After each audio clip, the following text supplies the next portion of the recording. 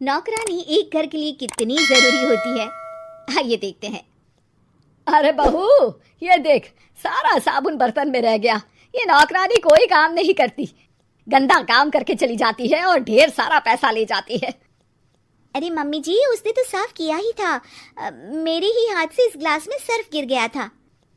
अरे बस कर झूठी, उसे बचाने के लिए सारी जुगत लगा ले, लेकिन मैं तो इसे निकाल कर ही रहूंगी।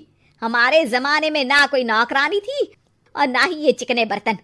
चूल्हे के जले बर्तनों को राख रगड़ कर साफ किया करती थी मैं। अरे माँ जी, मैं कहाँ बचा रही हूँ उसे। और वैसे भी आजकल नौकरानी जरूरत नहीं, स्टेटस सिंबल बन गया है।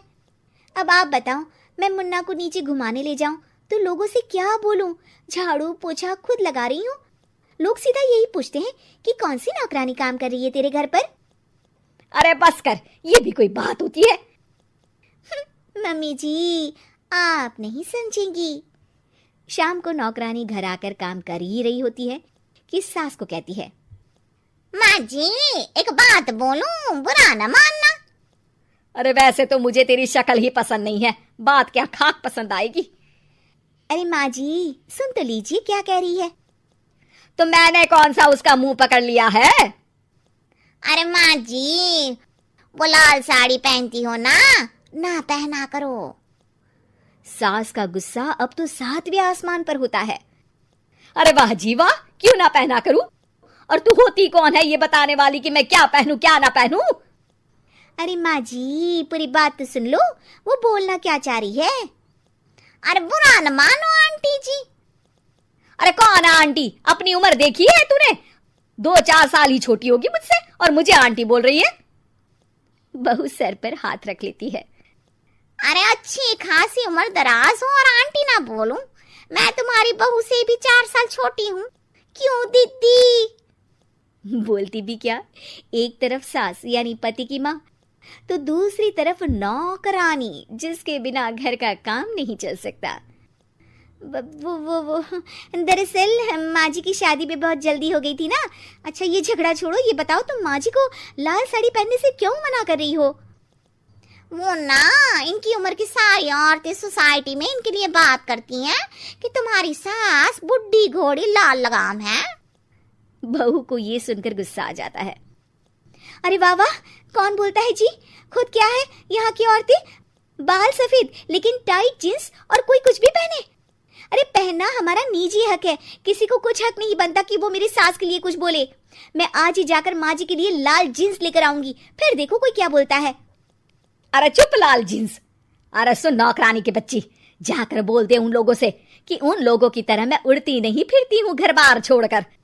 अपने बच्चों और नाती पोतों में मन लगाती हूँ, ना कि सारा दिन ताश के पत्तों में आंख गड़ाकर 3 पत्ती खेलूं। नौकरानी वहां से चली जाती है। वैसे बहू, नौकरानी के क्या फायदे हैं ये तो पता नहीं, लेकिन सबसे अच्छा तो ये कि पता चल जाता है कि कौन किसके लिए क्या बोल रहा है। सोसाइटी में तेरा नौकरानी रखने का इरादा बिल्कुल ठीक था। अगले दिन उन लोगों के घर की बेल बजती है। बहू दरवाजा खोलती है कि सामने कुछ औरतें खड़ी होती हैं। अरे बहू, कहाँ है तेरी सास? बुला जरा। अरे बहन जी, आप सारी एक साथ आइए आइए, कैसे आना हुआ? अरे 3 पत्ते खेलने आई हैं, क्यों खेलोगी? क्यों नहीं, वैसे भी बड़े दिन हो गए, एंटरटेनमेंट हुआ नहीं।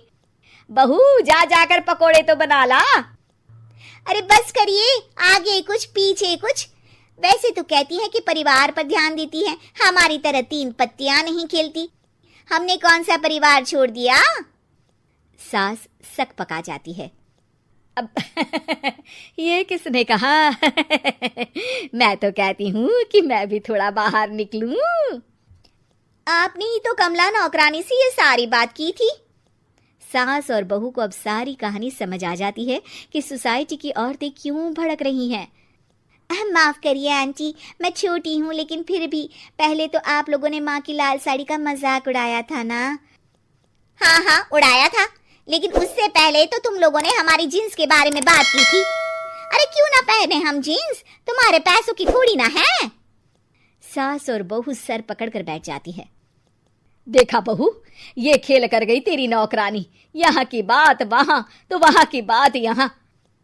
दोनों किसी तरह औरतों को समझा बुझाकर घर भेजती है और कसम खाती है कि नौकरानी को नौकरानी ही रहने देंगी।